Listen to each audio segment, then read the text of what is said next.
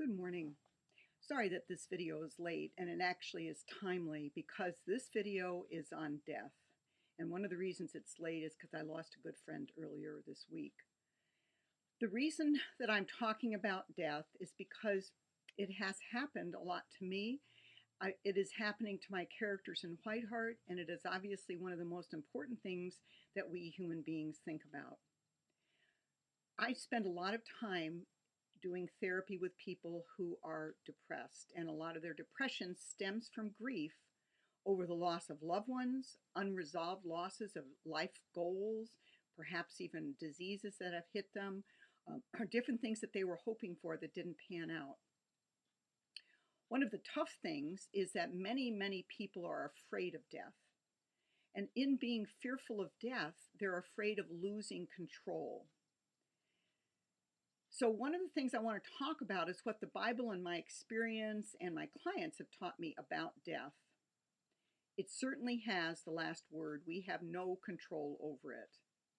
People sometimes are not just afraid of death because they have a hope for heaven, but they are actually afraid of the process of dying.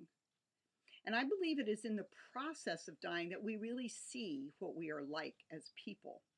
What would you be like if you were in the process of dying? One of the things books tell us is that death has to do with a flood of emotions. Elizabeth Kubler-Ross suggested that there were 5 stages that we go through when we're faced with death. The first is denial. The second is anger. The third is bargaining. The fourth is depression. And the fifth is acceptance. Let me tell you how this happened to me. When I was 27 and my father died suddenly of a heart attack at the age of 59, the first thing that happened is I thought I was in a bad dream and that I would wake up, and I kept waking up every morning and never really came out of this terrible dream that I had lost my father. The next thing that happened is I was very cranky and irritable and angry at everybody and everything, cussing under my breath, and I stubbed my toe and it would be a big issue. And it turned out, obviously, that I was very angry with Dad for having left me.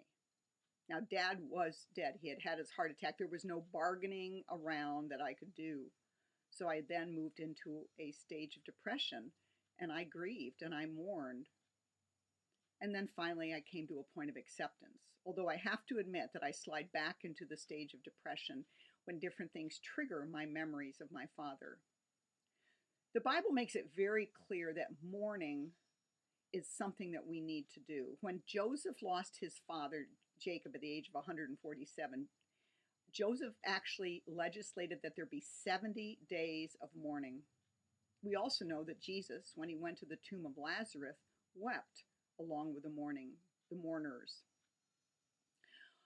I have often thought, if I start crying for the loss of my loved one, I'm never going to finish. And a lot of my clients will say, I'm not going to cry in here. I'm afraid of crying because once I start, I'm never going to stop.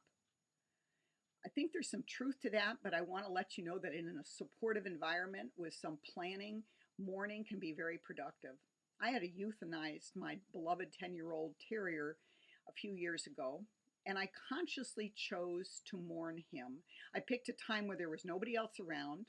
I went out into the field behind my house. I dug a hole that was the size of my head. I laid down on the dirt, put my head in the hole, and I wailed and mourned and cried and screamed and pleaded and prayed until I was exhausted.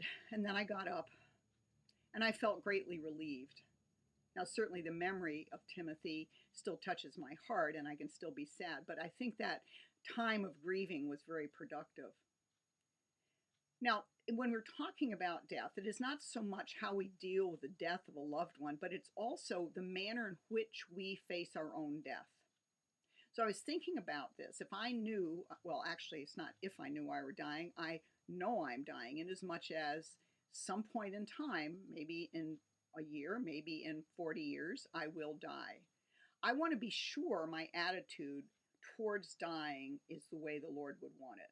So these are some of the things I consider. One, I want to have clean accounts. I want to be sure that I am not holding grudges. There's no root of bitterness in me, that I've confessed all and I've asked for forgiveness, or I've forgiven others. Secondly, I want to have a productive life. I want to be sure that the fruit that I'm bearing is fruit that's going to last for eternity. Thirdly, I know that I cannot take treasures with me to heaven, material treasures. So I want to lay up treasures in heaven that are spiritual. And one of the illustrations that I've heard of this is the idea of stacking up a day of obedience one day at a time. So I'm going to try to be obedient to the Lord, respond to Him one day at a time, and that will build towards my entrance to heaven. And the final thing is I want to anticipate my trip to heaven. You know, kind of like if I were saying I'm going to go on a vacation, I would get all excited about Googling my destination, Cancun or the Caribbean or a cruise ship, and finding out what was all involved. Well, I want to be excited about my trip to heaven. And you may say, well, how can you do that? You don't really know what heaven's all about. I want to provide this metaphor for you. When I was in the womb as an embryo, I was content. I had no idea what this world was going to be like. It didn't trouble me. There I was, growing, thriving. And all of a sudden, one day, wham, bang, I came out, and there I was in this highly stimulating world. And I'm in that world now, content, enjoying it. And I think that one day, wham, bang, I'm going to move into paradise, and I'm going to see the New Jerusalem. And I am very excited about that. Certainly, the Bible gives us mysteries about death, such as God saying, precious in the sight of the Lord is the death of his saints. Or it is better to think about death than it is to think about pleasure. These are things that I can't quite fathom. But what I am trying to do is walk by faith in the light of death. And I have come to conclude, absolutely, that God loves me, whether it's in the process of living, whether it will be in the process of my dying, or whether it will be at the point in which I do die and I go into paradise to be with him face to face. So I hope this blog and the reading you're doing in White Hart will give you some perspective on your own experience with death. We are moving now towards the conclusion. This next week is our last week, and just watch and see how Madeline handles the threat she has towards her own life. Enjoy your reading, and I'll see you next week. Thank you.